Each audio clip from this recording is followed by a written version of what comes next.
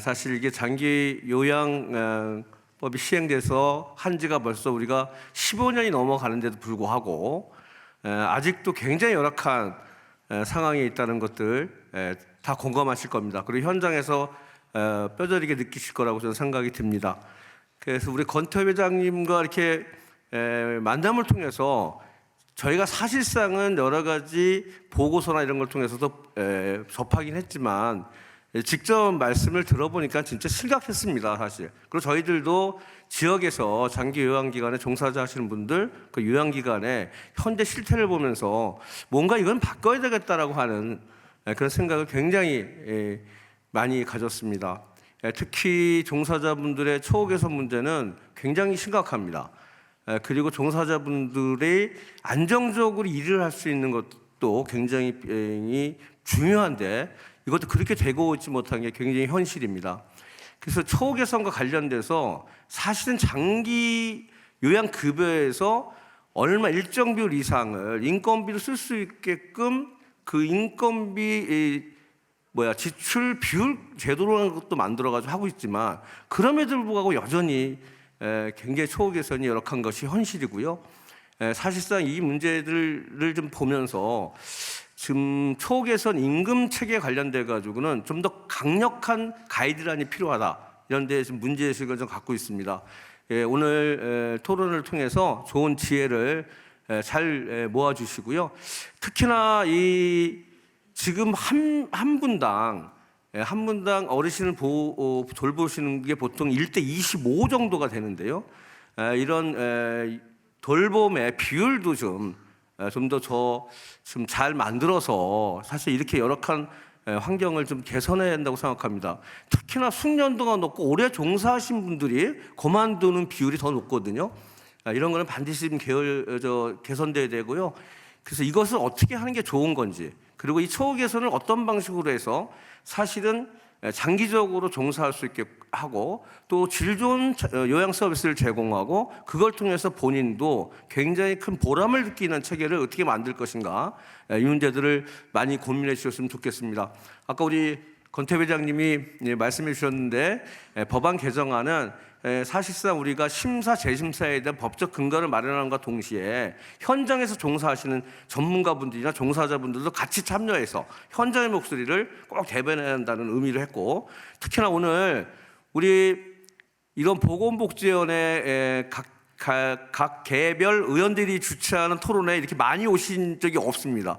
특히 우리 정춘숙 위원장님 너무너무 감사드리고요. 같이 해주셔서 우리 전혜숙 위원님은 사실 우리 같이 공동체도 아님에도 불구하고 굉장히 관심이 많으셔서 우리 같이 너무 감사드리고, 우리 같이 공동체 주신 남민순 의원님, 이종성 의원님, 조명희 의원님, 김원희 의원님께도 감사드리고요.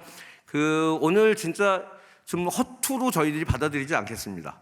우리 또 권태호 회장님이 보통 분이 아니에요. 이걸 허투루 가시는 분이 아니기 때문에 의견 잘 모아 주시면 저기 상임위에서부터 그리고 우리 함께 하신 의원님들과 함께 대한민국의 장기 요양과 관련된 분야가 새로운 모멘텀을 만들 수 있는 계기가 됐으면 좋겠고요.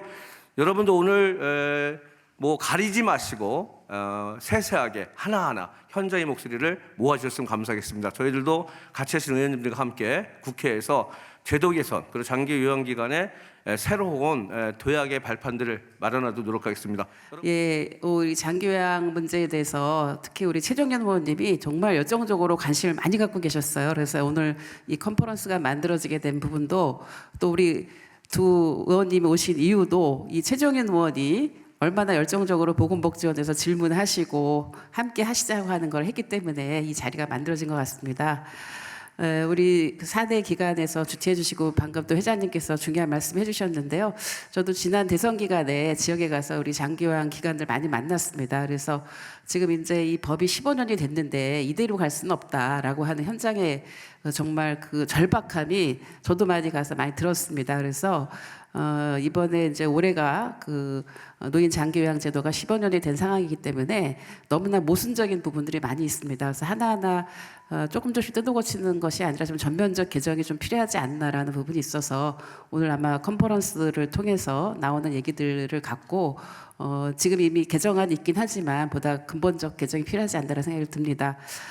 특히 이제 우리가 종사자 처우와 관련해서 뭐 예를 들면은 뭐 장기 근속 수당 이런 거, 장기 근속 그 경력금 얘기를 했는데 정말 사실은 장기 근속을 할 수가 없는 조건이잖아요. 근데 그거를 3년이 돼야지 주는 이런 방식으로 하면서 한다라고 하는 것을 참 말씀드리기가 참 창피할 정도로 죄송했었는데요. 하여튼 여러 가지 뭐 고쳐야 될 게 너무 많습니다. 뭐 금방 말씀하신 건보공단 중심으로 해서 이거를 관리 감독을 하고 있는데 실제로 이것을 조금 더 지원하는 방식이 아니라 어떤 규제 중심으로 되다 보니까 현장의 목소리가 제대로 전달 안 돼서 많은 이 거버넌스 구조를 바꿔야 되는 부분들이 있는 것 같습니다. 정말 코로나 시국에서 여러분들이 얼마나 많은 노고가 있었는지를 다시 한번 감사드리면서 오늘 모아주신 얘기를 우리 정춘숙 위원장님과 함께 전혜숙 의원님과 함께 최정윤 의원님이 중심이 돼서 이 문제를 잘 해결해 나가도록 하겠습니다. 고맙습니다. 오늘 토론회에서 우리나라 장기요양 종사자들의 처우 실태 현황을 좀 아주 객관적이고 냉정하게 진실되게 한번 살펴봤으면 좋겠습니다. 그리고 그것을 어떻게 해서 이 고령사회 진입 속도에 맞춰서 우리가 어떻게 지속 가능한 장기요양 정책을 만들 거냐, 여기에 대한 좋은 대책들을 좀 만들어 주셨으면 좋겠습니다. 우리 국회에서도 신경을 쓰고 있는데 사실은 국회의 발이 우리 여기 현장에 계신 분보다 느린 게 사실입니다. 인정합니다. 그래서 현장에 계신 분들이 그런 얘기들을 즉각적으로 저희들한테 이런 토론회를 통해서 알려주시면 저희들이 법과 제도 시스템을 만드는데 충분히 역할을 하겠다는 말씀 드리고요. 오늘 토론회가 그런 중요한 내용들을 서로 공유하고 소통하고 공유하고 대책을 서로 머리 맞대고 논의하는 그런 귀중한 자리가 되기를 기대합니다. 고맙습니다. 그 장기요양 기관의 어떤 서비스가 양적 측면에서 급진적으로 증가하고 있음에도 불구하고 여전히 노인 요양 서비스 종사자의 일자리의 질은 저하가 되고 있고 또 보수라든지 처우는 상당히 악화되고 있습니다. 그런 측면에서 보면 이 종사자의 일자리 어떤 질 향상이라든가 처우 개선을 하지 않으면 앞으로 급격하게 증가할 이런 수요를 감당하지 못한다라는 측면에서 주로 처우 개선을 위한 노력이 상당히 중요한 시점이 아닌가 이렇게 생각을 합니다. 그래서 우리가 잘 아시는 바와 같이 2008년도 장기요양 제도가 나타난 이후로 제가 저게 좀 글이 잘 안 보여서 좀 제가 이 자료를 보면서 말씀드리도록 하겠습니다.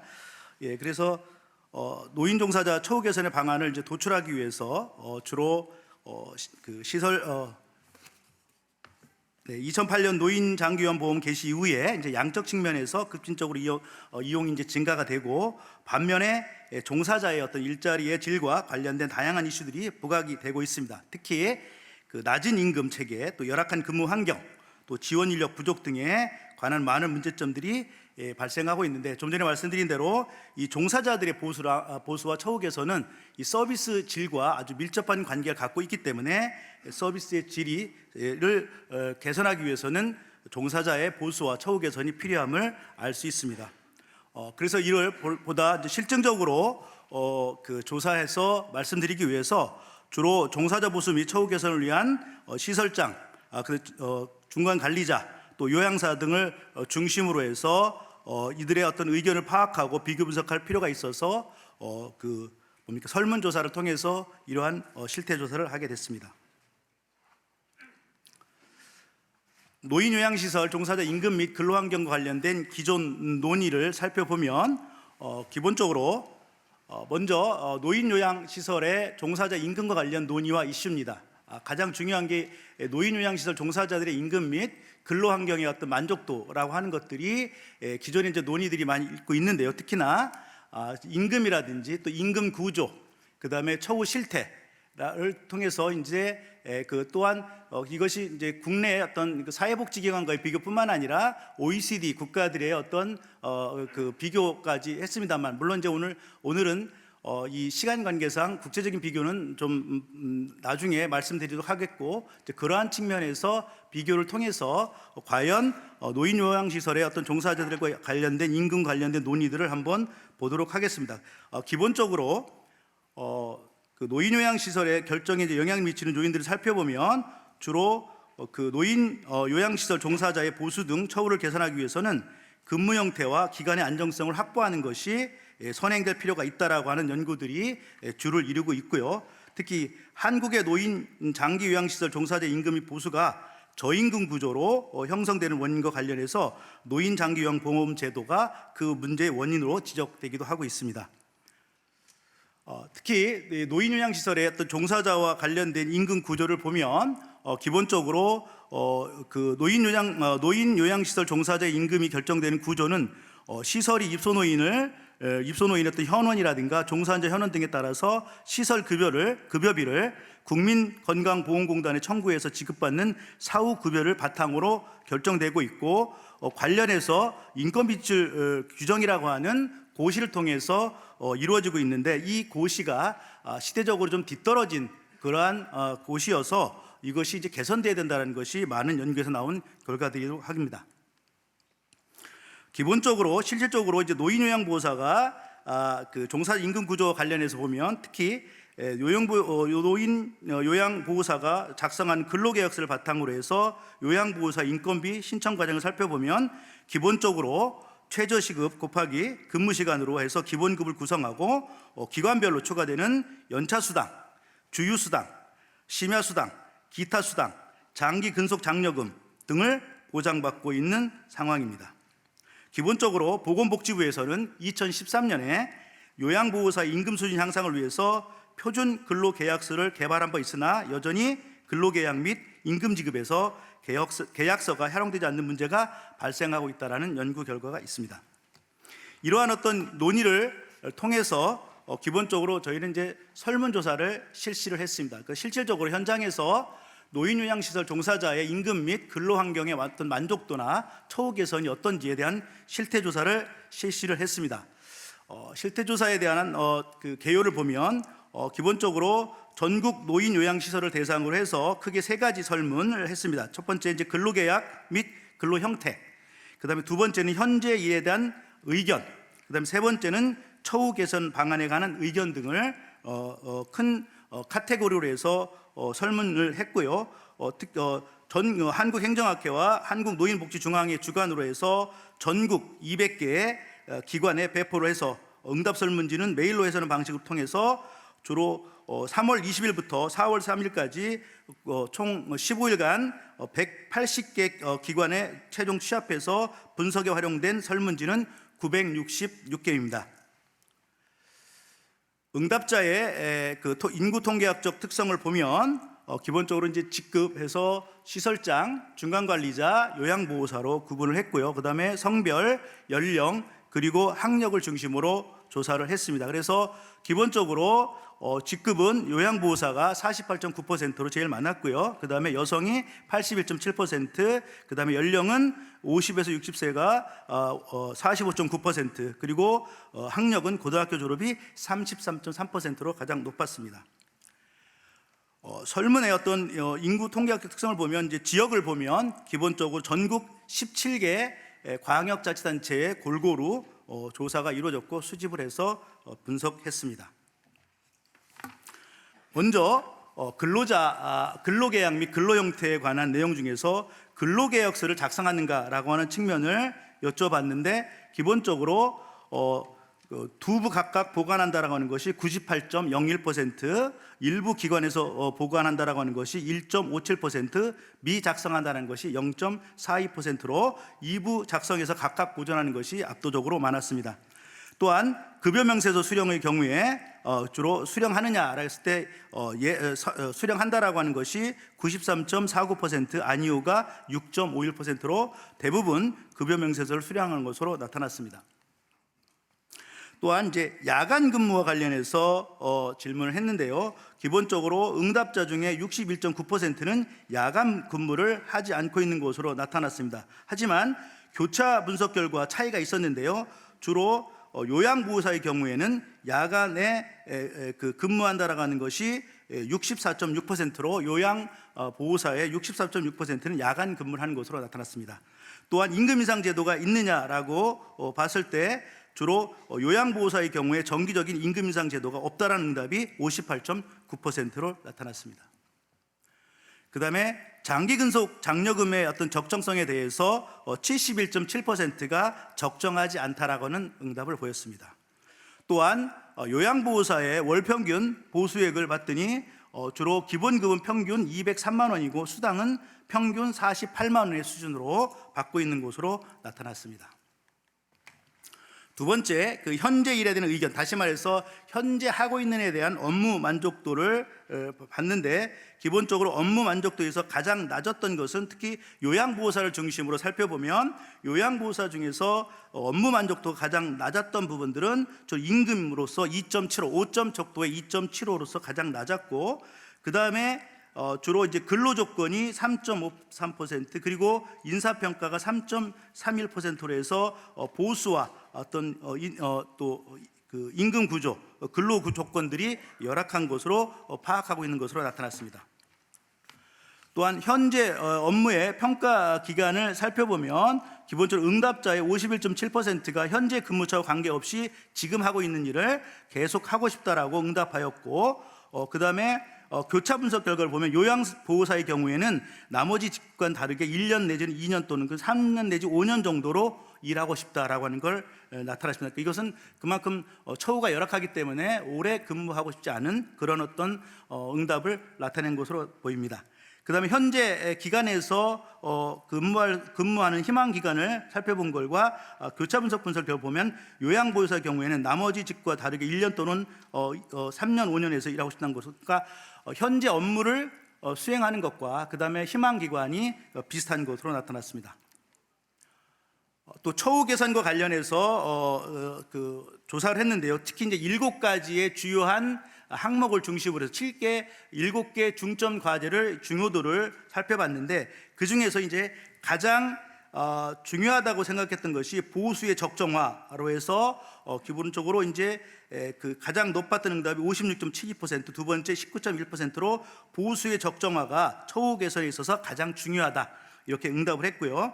그 다음에 두 번째로 응답한 것이 고용 안정 확보 및 사회보장을 해서 17.86%, 이까지 합치면 35% 정도가 또 고용 안전 확보를 주장을 했고요. 그 다음에 근로시간 적정화가 1위는 6.84이지만 2위가 30.24%로 한 37%가 또한 근로시간 적정화, 그래서 보수의 적정화, 고용 안정 확보, 그다음에 근로 시간의 적정화가 처우 개선에서 가장 중요한 영역으로 나타났습니다. 또한 처우 개선에 관한 방안을 조사를 했는데 그러니까 현재 처우 개선 그러니까 7가지 영역을 조사를 해서 그 중에서 현재 처우 개선이 필요한 영역인데도 불구하고 실행 다시 말해서 처우가 개선되지 않고 있는 영역이 어떤 것이냐라고 했을 때 요양보호사의 경우에 보면 첫 번째가 주로 저 그래프에 보면 그 오른쪽 하단 4사분면이 주로 이제 그런 어떤 실행 필요한데 실행력이 좀 잘 안 되는 부분들이었는데요. 기본적으로 그 임금 체계에 관한 문제, 그 다음에 경력에 맞는 임금 체계가 이루어지지 않고 있다라고 하는 측면, 그리고 유사 직종 보수 수준에 맞는 임금이 되고 있지 않다. 그래서 유사 수준에 맞는 임금으로 단계적 보상을 해라. 그리고 인력 추가 배치를 통한 업무 부담 경감, 그 다음에 수급자와 가족의 성희롱, 또 폭언 폭행으로부터의 종사자 보호 등이 실제로 중요함에도 불구하고 실행되고 있지 못한 영역이다라고 응답을 했습니다. 또한 외국인 인력의 장기요양 기관의 어떤 근무의 어떤 실태에 대해서 알아봤는데 전체 응답자의 경우 39.9%는 자격증을 소지한 외국인 인력의 근무에 대해서 찬성하는 것으로 나타났으나 46.75%는 외국인 인력의 근무를 반대하는 것으로 나타났습니다. 자, 이러한 결과를 가지고 그 요약 및 결론과 정책적 제언에 대해서 말씀드리도록 하겠습니다. 그러니까 요양보호사의 또 장기 요양기관의 어떤 종사자의 가장 중요한 점은 보수 적정화를 위해서 최우선 과제로 삼고 보수 적정화를 처우 개선의 최우선 과제로 삼아야 된다라고 하는 것이 나타났습니다. 아까 그 실태조사에서도 말씀드렸던 바처럼 주로 보수에 대한 어떤 문제가 주로 응답률의 70%가 매우 불만족이다라고 하는 측면으로 주로 보수 얘기, 주로 특히 그 요양보호사 같은 경우에 46.6%가 200만 원에서 250만 원 미만을 차지하는 것으로 나타나서 기본적으로 그 보수의 적정화, 보수에 대한 불만족이 매우 높기 때문에 보수의 적정화가 가장 중요하다 이렇게 말씀드릴 수 있겠습니다.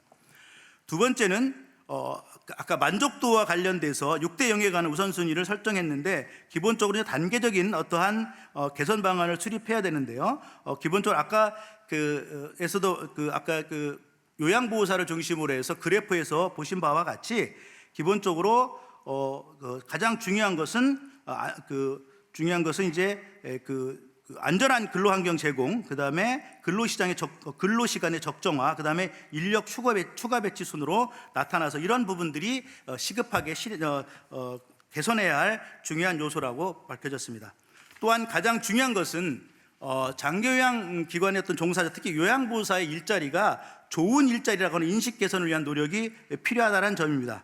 주로 앞에서 제시하는 단순한 보수를 인상하고 근로 환경을 부분적으로 개선하는 수준을 넘어서 좋은 일자리라는 인상을 통해서 전문 인력을 확보하고 직업의 어떤 사명감을 구체시킬 수 있도록 하는 논의와 노력이 필요하다는 점을 알 수 있겠습니다. 특히나 요양보호사의 인식 개선은 다른 분야에 비교할 때도 미래 세대가 급증할 것으로 예상되는 노인 요양 복지 사각지대를 해소할 수 있는 가장 장기적인 관점의 접근이기 때문에 좋은 일자리라고 하는 인식을 심어주는 노력들이 필요하다 이렇게 말씀드릴 수 있겠습니다. 자, 이러한 어떤 조사 내용과 결론을 중심으로 해서 크게 4가지의 정책적 제안을 드리고자 합니다. 먼저 장기요양기관의 종사자 인건비의 현실화입니다. 기본적으로 장기요양기관 종사자 인건비를 사회복지시설 현실에 맞게 단계적으로 조정할 필요가 시급하다라고 하는 점입니다. 기본적으로 대부분의 장기요양기관의 종사자는 사회복지시설 인건비 가이드라인이 적용을 받지 못하기 때문에 최저임금 수준의 어떤 임금을 받고 있습니다. 두 번째, 장기요양 인력 계속 지원금의 신설입니다.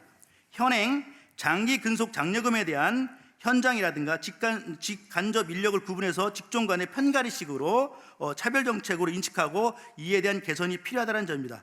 특히나 설문조에서 나타났지만 기본적으로 장기 근속 장려금에 대한 거부감이 많고 또 그것이 판기가 가리기식이기 때문에 기본적으로 이러한 장기 근속 장려금보다는 장기 요양 인력 계속 지원금이라고 해서 현재 장기 근속 장려금이 3년에 6만 원, 5년에 8만 원, 그다음에 7년 이상 10만 원으로 하는 것을 기본적으로 1년 5만 원, 36개월 10만 원, 그다음에 60개월 5년 15만 원, 7년 20만 원 순으로 해서 기본적으로 장기요양을 기관 종사 전체 종사자에게 지속적으로 지급하는 그러한 계속지원금 제도가 필요함을 알 수 있었습니다.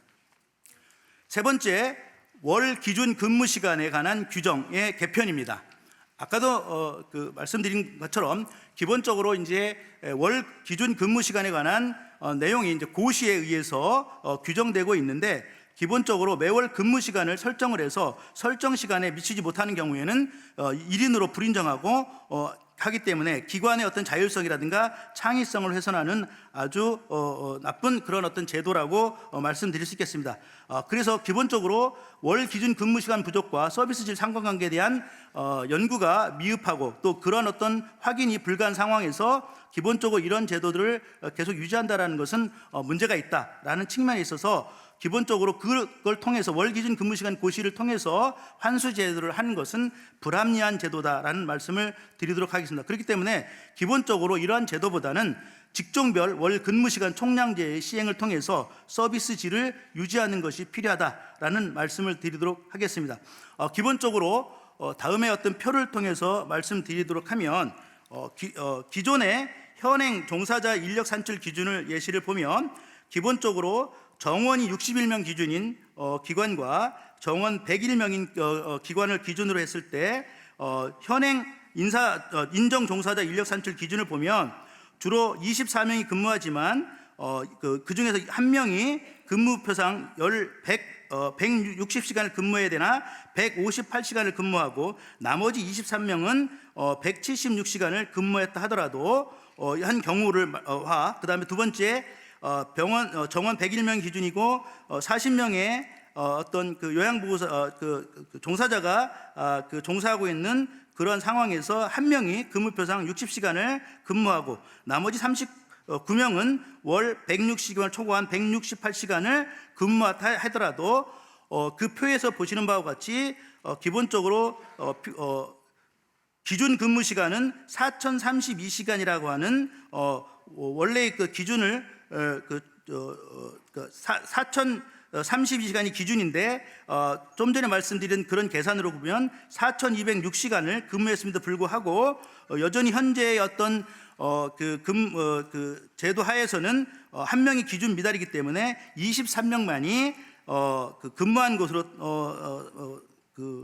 인정하고 있고 101명 기관에도 마찬가지로 한 명이 기준을 미달하면 아무리 나머지 사람들이 기준을 초과해서 근무하더라 하더라도 39명으로 근무하는 것으로 인정됐기 때문에 이러한 부분들은 좀 개선이 필요하다. 그래서 1인당 근무 시간을 결정하는 것이 아니라 총 근무 시간, 다시 말해서 직종 1인당 근무 시간의 이상을 근무하는 것이 아니라 실제 근무 시간에도 총 근무하는 시간으로 해서 함의하게 되면 기본적으로 아까 말씀드린 대로 아까 그런 예에 따르면 24명이 한 명이 기준에 미달했다 하더라도 4,206시간을 근무하기 때문에 주로 감산의 결정이 현재의 상황에서는 감산의 결정이 이루어지지만 기본적으로 그 다음 페이지를 보시면 총 소위 말하는 기관의 어떤 개선의 총량제로 산정하게 되면 주로 뭡니까? 필수 근무자가 24명으로 인정받는 그러한 어떠한 그 상황이 되기 때문에 주로 기존의 1인당 근무 시간의 산출 내역보다는 전체 기관의 전체 인력의 총 근무 시간을 통해서 산출하는 방식이 바람직하다 이렇게 말씀드릴 수 있겠습니다. 그런 내용들을 설명드리겠습니다. 그다음에 마지막으로 젊은 인력 유입 및 해외 인력의 양성입니다. 기본적으로 이제 지금 아까도 우리 회장님도 말씀하시고 많은 분들이 말씀하셨습니다만은 요양보호사가 주로 50대 이상이 85%여서 일종의 이제 노노케어가 되고 있는데 그런 부분에 있어서 주로 요양보호사의 평균 연령이 60대 이상이 또 인력 채용이 어려워서 상당히 현장에서는 오히려 감산을 당하는 시설이 많고 오히려 그 감산을 당하지 않기 위해서 뭡니까 정원을 축소하는 그런 어떤 그 웃지 못할 해프닝을 벌어지고 있는데 이런 부분들은 기본적으로 그러다 보니까 등급의 어떤 그 여부와 관계없이 쉽게 이용 가능한 요양병원으로 유도를 해서 주로 이제 노인 의료비의 과대 치료 조례를 하고 있는 그런 어떤 상황입니다. 그렇기 때문에 기본적으로 장기요양기관 사회복지사 2급 이상 자격증 취득한 젊은 인력들이 취업할 수 있도록 생활복지사 인력 배치를 신설하고 채용된 생활복지사 요양보호사 같은 업무는 추진을 해서 사회복지 업무를 일부를 수행하는 그런 제도로 융통적인 업무를 수행하도록 함으로써 젊은 인력을 유입하는 방식이 옳다 이렇게 말씀드릴 수 있겠고요. 그다음에 해외 인력 양성의 경우에는 기본적으로 여러 가지 논란도 있고 또 많은 제도적 어려움이 있습니다. 그래서 기본적으로 저는 단기적, 중기적, 장기적인 관점에서 말씀드렸습니다만은 오히려 이러한 방안보다는 일단 아까도 그 보수에서 말씀드렸지만 기존의 임금에서 시범적으로 특정 지역을 선택해서 임금의 기본급의 30만 원 이상을 지급함으로써 오히려 임금이 열악해서 노인 요양보호사가 24.8%만 취업하고 있는 현실을 타개할 수 있는 방법을 만들고 만약 그것이 되지 않을 때는 단기적으로는 시범 사업으로 외국 인력을 농어촌 지역을 중심으로 해서 신청받아서 추진하고 그다음에 중기적으로는 기초 한국어 능력 겸비한 해외 전문 간호 인력을 요양 보호 인력으로 활용해서 요양보호 조사의 어떤 역할을 수행하게 하고 장기적으로는 요양 인력 해외 기관 등을 설립을 해서 전문 요양 보호사 육성을 통해서 우수한 인재를 영입해서 서비스 질을 제고할 수 있는 그런 어떤 필요성이 있다라는 말씀을 드리겠습니다. 처음 이 연구를 시작하려고 했을 때 요양보호사 이제 급격한 초고령화가 오고 있는 상황에서 요양 인력이 부족한데 그럼 어떻게 하면 그 요양 인력들을 수급할 수 있을까? 이거에 대해서 고민을 하고 있었습니다. 근데 그 과정에서 다양한 정책들이 만들어지고 있었지만 그럼 뭐 새로운 인력을 젊은 인력을 유입하는 방안을 만들던 아니면 기존의 뭐 40, 50대 인력들 중에서 유휴 인력을 끌어들이던 이런 방식을 할 때 있어서 그 중간에 이제 그 사람들이 공부를 해서 뭐 자격을 취득하던 진입할 수 있는 시점까지 어떻게 하면 버틸 수 있을까? 그러면 기존 인력의 활용이 가장 중요한데 그럼 기존 인력을 어떻게 하면 가장 머무르게 할 수 있을까? 그것에 대한 고민으로부터 연구를 시작하게 되었습니다. 그런 부분에 있어서 그 연구를 지금 여기 다음 페이지에 보시면 연구의 목적을 보시면 장기적인 인력 관리 계획의 수립의 기초 자료를 차원에서 연구를 시작하게 됐었고 그래서 요양보호사의 자격을 취득한 사람들이 어떻게 진입하고 언제 진입하고 그리고 언제 이탈을 하는지 그것들을 보기 위해서 연구를 시작하였습니다.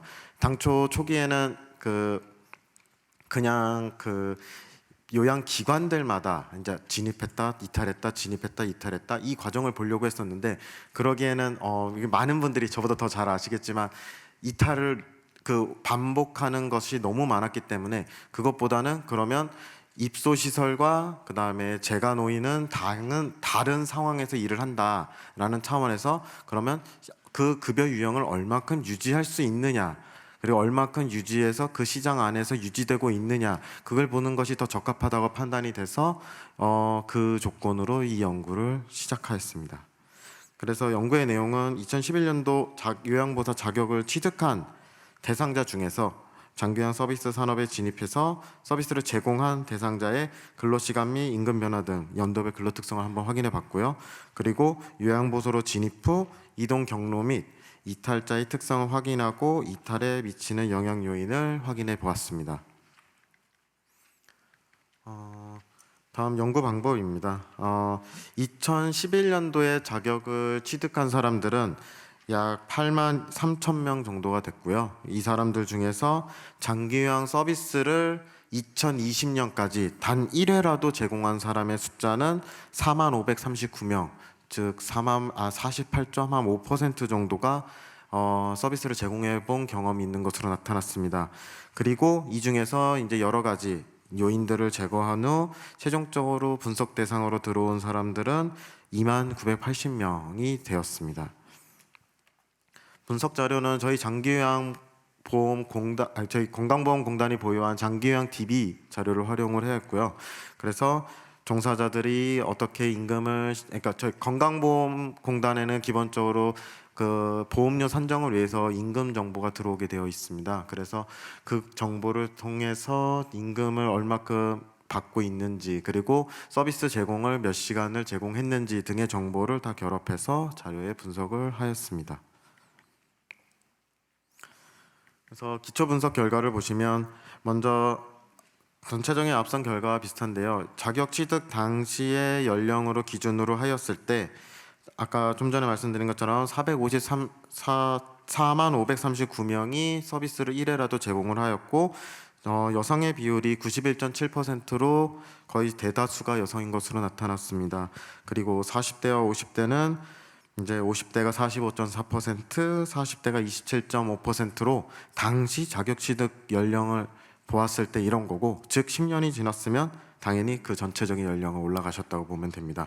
그리고 자격을 취득한 2011년도에 즉각적으로 진입하신 분들은 21,192명, 그리고 그 다음 연도인 2012년에 24,000명 정도가 가장 많이 종사를 하셨고, 이후 지속적으로 감소해서 2020년 당시 현재에 16,674명이 종사하고 있는 것으로 나타났습니다. 이게 대표성이 있다고 보기에는 조금 무리가 있고요. 2011년도 자격 취득자의 정보, 그러니까 즉 경향성만 보시는 것이 더 적합할 것으로 판단이 됩니다. 그래서 시설에서 종사하시는 요양보호사분들은 월 근무 시간은 초기에는 약 거의 190시간 가까이 일하시다가 점점 감소해서 한 170시간을 조금 넘겨서 종사하시는 것으로 나타났고 임금도 지속적으로 상승하고 있는 것을 확인할 수 있었습니다. 제가 장기요양 기간 같은 경우에도 월 근무 시간은 이제 지속적으로 상승하고 시간당 임금이 지속적으로 상승하는 그런 경향성을 보여주었습니다. 이제 설립 주체별로 나누었을 때 지자체, 법인, 개인으로 구분하면 이제 지자체와 법인은 아주 큰 유의미한 차이까지는 보이진 않은데 개인 기관의 경우에는 조금 차이가 있는 것을 확인할 수 있었습니다. 이 부분부터가 이제 본 연구의 가장 핵심적인 부분인데요. 이제 시설로 진입한 사람과 재가로 진입한 사람들이 어떤 특성을 보일까 했었을 때 먼저 시설로 진입한 사람 중에 60.8%가 한 번 진입하면 시설로 쭉 가고 그 시설인 상태에서 이탈하는 것으로 나타났습니다. 그리고 재가의 경우에는 더 많은 88.9%가 진입을 하면은 계속 그 자격을 유지하는 것으로 나타났습니다. 근데 시설에서 재가로 한 번이라도 이탈한 사람은 20.5%, 그리고 재가에서 시설로 한 번이라도 변경한 사람은 4.4%로 나타났고 나머지는 좀 이렇게 보시면 될 것 같습니다. 즉 그러니까 일단 진입을 한번 하면 시설로 진입하면 계속 시설로 진입하는 거고 재가로 진입하면 재가에서 계속 활동하신다고 보시면 될 것 같습니다. 이제 마지막으로 연구 결과인데요. 연구 결과에서는 최종적으로는 이제 연령, 그다음에 급여 유형, 설립 주체, 그리고 임금이 이제 이탈에 영향을 주는 것으로 나타났습니다. 원래는 좀 더 많은 그 인구 사회학적 요소들이 포함되었으면 좀 더 다채로운 결과를 도출할 수 있었을 텐데요. 저희 건강보험공단이 보유한 DB에서는 이제 기본적인 인적 정보만 있기 때문에 그 부분에 있어서는 좀 한계점이 있었습니다. 그럼에도 불구하고 되게 그 이제 시설이 재가보다 이탈률이 높다. 이 부분에 있어서는 이제 시설 같은 경우에서는 연령을 제한을 두고 있는 기관들이 좀 있습니다. 즉 보통의 기관들이 65세 혹은 63세 연령 제한을 두고 있다면 장기요양 기관 역시도 뭐 어떤 기관에 따라서 65세나 70세로 제한을 두고 있는데 재가 기관은 그렇지 않기 때문에 그런 부분들도 좀 영향을 주었을 것 같고요. 그다음에 설립 주체별로는 개인 기관이 아무래도 이제 법인이나 그 지자체가 운영하는 기관보다는 좀 더 많은 이탈하는 영향을 보여주었고 임금 역시 많으면 당연히 이제 좀 더 오래 유지할 수 있는 그런 것으로 나타났는데요. 통상적으로 이 직업에 있어서 이탈에 영향을 주는 요인을 보았을 때 연령이 원래 높아질수록 이탈이 높습니다. 근데 장기요양 분야에서는 되게 특이하게 연령이 높아질수록 이탈률이 떨어지는 그런 경향성을 보였기 때문에 이게 어떻게 보면은 이게 뭐 대표성이 있다라고는 완전히 말할 수는 없지만 좀 마지막 일자리 뭐 이런 느낌의 결과들이 나타나서 되게 특이한 현상을 보이고 있는 것을 확인할 수 있었습니다. 이것들을 바탕으로 연구 재현을 좀 말씀드리면 첫 번째는 고령의 요양보호사들에게 이제 적정 업무 강도 등에 대한 방안 마련이 필요한 시점이라고 판단이 됐습니다. 앞서 보시다시피 자격 취득 당시에 40대와 50대가 주류를 이루었는데 그들이 지금 10년이 지난 현재는 이제 50대와 60대 더 나아가서는 거의 70대 분들로 변경이 되었기 때문에 이분들이 만약 지금까지 일자리를 유지하고 있다면 상당히 고령인 상태일 겁니다. 그러면 이분들에 대해서 만약 재가 노인이라면 2대1이라든지 이런 식으로 파견 기준을 바뀐다든지 하는 식의 방법으로 업무 강도를 갖추는 방법 등에 대한 고민이 지금 필요한 시점이라고 생각이 듭니다.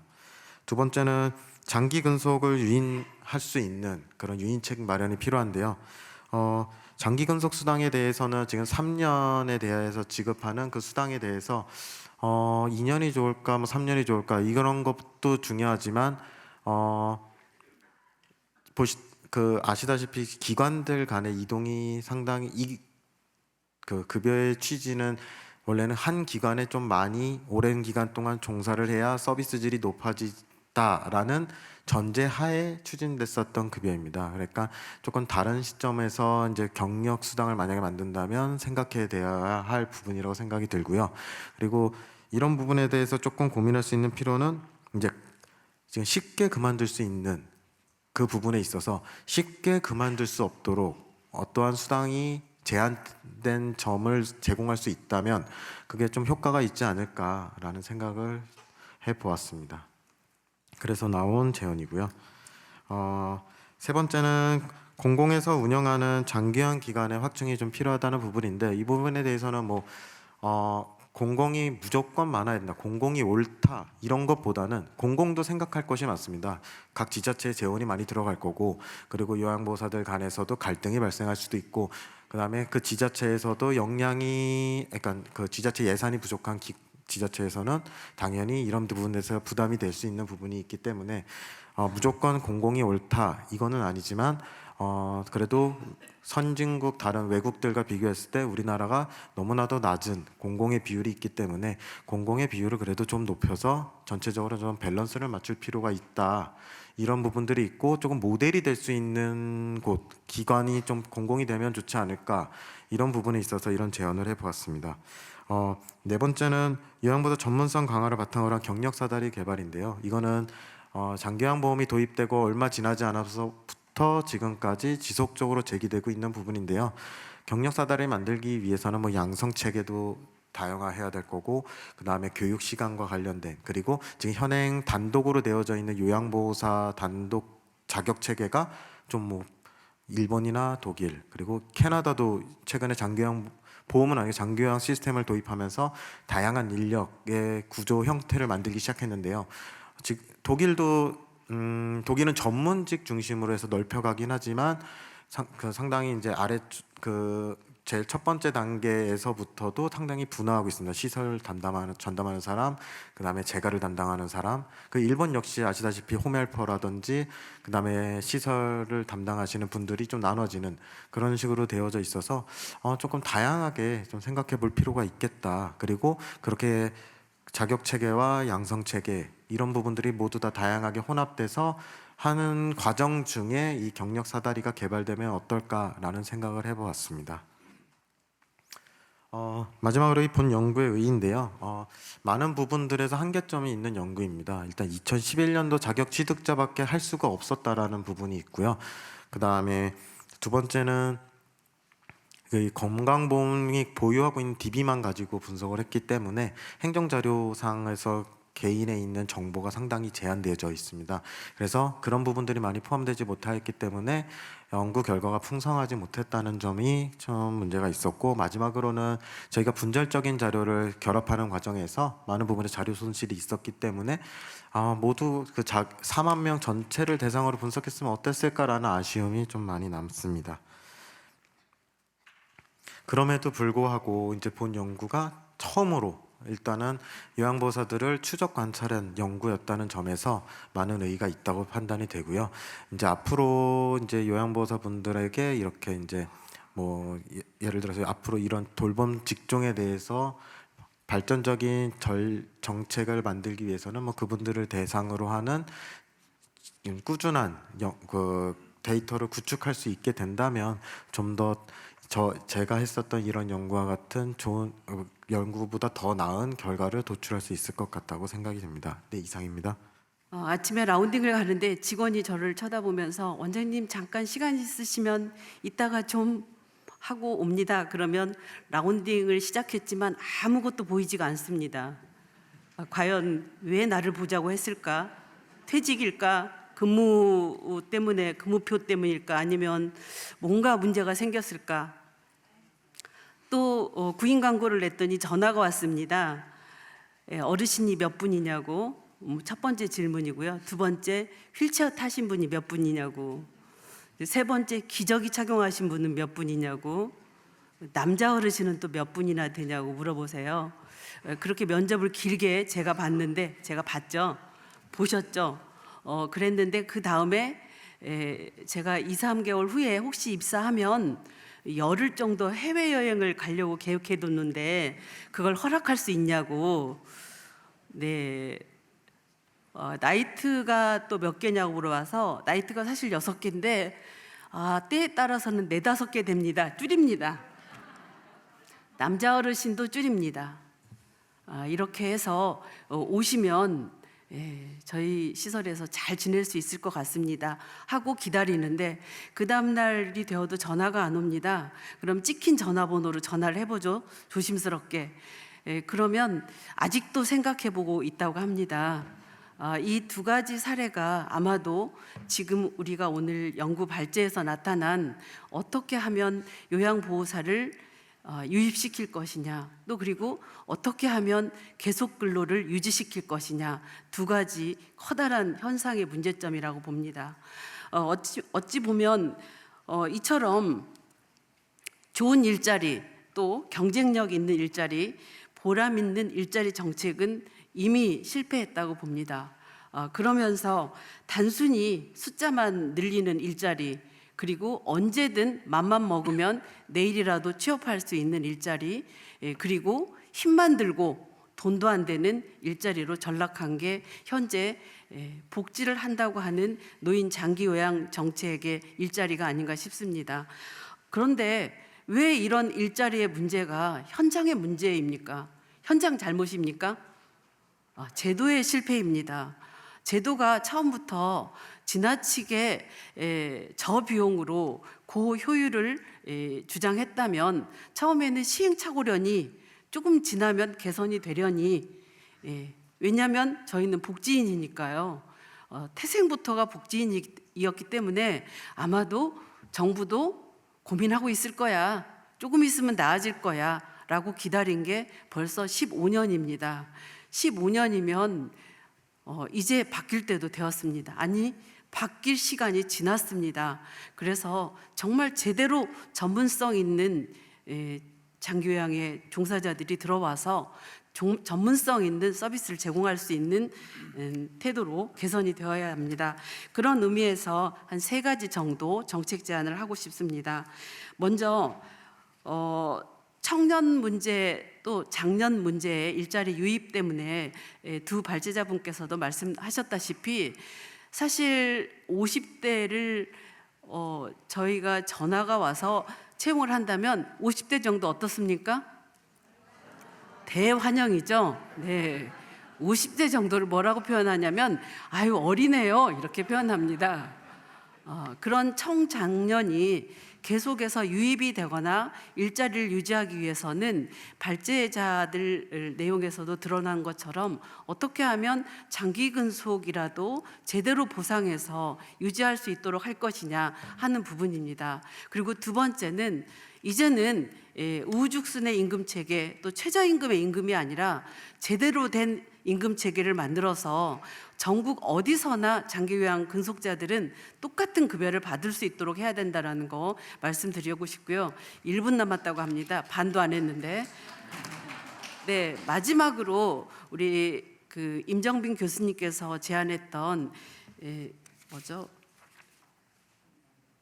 월 기준 근무시간 개편제는 저는 임금 총량제, 근로시간 총량제로 달리 비유를 해서 말씀을 드린다면 지금 현재는 현재 재직 중인 종사자가 월 안에 퇴사를 했을 때 새로 취업을 하면 두 사람을 합쳐서 한 사람분을 만드는 근로를 총량제로 하고 있습니다. 그런 기준이 있기 때문에 공단에서도 2.3대 1이나 2.5대 1을 주장하는 것은 그 대상자들의 서비스 기준 시간을 어르신께 돌아갈 수 있도록 해서 서비스 질을 낮추지 말아라 하는 내용이 있지 않습니까? 그렇다고 한다면 2.3대 1이나 2.5명이 총 제공하는 근로시간을 나눠봤을 때 충분히 서비스 질을 저하시키지 않을 수 있는 방법이 있다면 근로시간 총량제를 적용해서 감산의 위협이라든가 또 종사자들이 그걸로 인해서 퇴사를 한다든가 시설이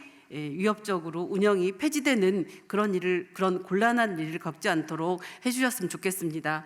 마지막으로 한마디만 하고 마치겠습니다. 종사자 처우를 개선하지 않는 것은 결국 존엄 케어를 외치는 어르신에게 존엄 케어를 하지 말라는 얘기입니다.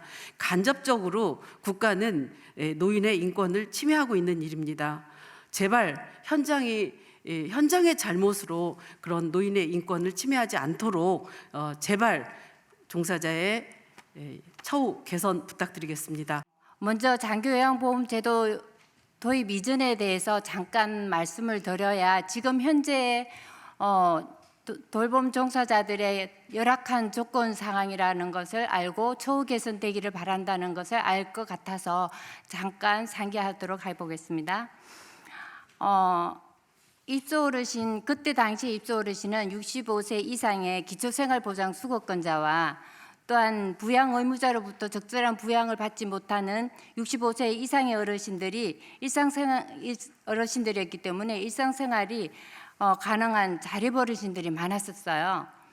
그리고 지금은 50세 미만의 입사 조건이었으며 58세 정년퇴직이었습니다. 그리고 시설 운영은 정부 지원금, 지금급여도 정부 보조금으로 운영되었습니다. 그리고 사회복지시설 종사자로서 처우를 받았고 생활지도사라고 하는 호칭으로 정말 자부심과 긍지를 가지고 근무할 수 있었던 시기였습니다. 그랬는데 2008년 장기요양보험제도 도입 이후부터는 요양 등급을 받아야지만이 입소할 수 있는 중증 어르신들 많이 입소하게 되었습니다. 그래서 대상자들은 대체적으로 식사, 배설, 의복, 착탈이, 목욕, 일상생활의 기본적인 것을 도움을 필요로 하였습니다. 그래서 그러한 일상생활의 도움을 저희들은 도움을 제공해야 할 때는 그야말로 침상에서 휠체어로 또 목욕 카트로 이동변기로 그러한 이동 동작을 하루에도 수십 번 그렇게 할 때 그야말로 대상자들이 협조적이면은 그동안 해온 노하우와 테크닉과 기술로 큰 어려움이 없습니다. 그런데 어르신들이 다 그렇지가 않아요. 저항하거나 그야말로 축 늘어진 그러한 어르신들, 그렇게 되면 저희들은 손목에 손보호대, 손목보호대, 허리보호대 이런 거를 해야만 하고 그러한 것들이 필수품이 되었죠. 그 다음에 그게 정도가 지나면은 손목에 시큰거림, 또 허리와 어깨에 누적된 통증은 정말 입소 어르신들보다 더 많이 붙여야만 되는 그러한 현실로 종래에 가서는 의료기관을 찾는 그런 현실이었답니다. 그리고 일상 어르신들이 꼭 필요한 도움임에도 불구하고 알 수 없는 이유로 거부하거나 또 폭언과 함께 침을 뱉고 꼬집고 때리고 핥히는 그러한 폭력적인 일상은 다반사입니다. 그리고 어떤 어르신들은 옷을 지속적으로 벗거나 뒤집어 입거나 또 속옷을 순서에 뒤바뀌어서 입는 어르신들, 또 기저귀를 풀고 뜯고 대소변으로 부적절한 행동을 하는 어르신들, 또 밤낮이 바뀌어서 온전하지 못한 불안정한 보행으로 배회하다가 낙상 우열에 많은 어르신들, 그리고 또 내 것이 내 것, 타의 내 것 구분하지 못하고 내 것인 양 훔쳐갔다고 서로 다투는 어르신들, 또 남자 어르신들은 요양보호사의 가슴과 둔부를 만지는 추행과 또 듣기 민망한 언어적 성폭력은 매우 빈번해서 무덤덤하게 넘겨서 애써야 하는 그런 요양보호사들은 정말 이러한 노인들의 특성에 일일이 대처해야 하는 요양보호사는 입소 어르신들의 일상생활 최전선에서 고군분투하고 있습니다. 최근에 입소자 대비 종사자 비율은 2.5대 1에서 2.3대 1로 상향 조정했잖아요. 그렇게 했지만 시설 기준으로 24시간 365일을 우리 요양보호사가 담당해야 하는 인원은 하루에 5명에서 많게는 9명 정도의 일상생활 책임을 져야 되고 합니다. 책임져야 하는 상황입니다. 그럼에도 불구하고 요양보호사는 복지사를 보조해서 프로그램을 보조해야 되고 물리치료사에 또 근력운동, 또 관절운동, 보행훈련 그런 기능회복훈련들을 매일같이 담당해야 하고 또 간호사에 보조해가지고 투약 도움을 해야 되며 또한 활력정후 측정해야 되고 또는 또 급박한 상황이 발생해요. 그러면은 병원 이동 보조까지 해야 하는 그야말로 팔방미인인 것이죠. 이러한 요양보호사의 열악한 조건과 환경에서 강도 높은 업무 과중이지만은 장기 요양 임금 산정 기준은 그야말로 최저임금 수준으로 구인난을 초래하게 되고 돌봄 종사자들의 나이는 고령화되고 있습니다. 저희 센터 같은 경우는 우리 100분 어르신에서 복지과 직원이 44명인데요. 그중에 21명이 정년퇴직 지난 계약직 직원입니다.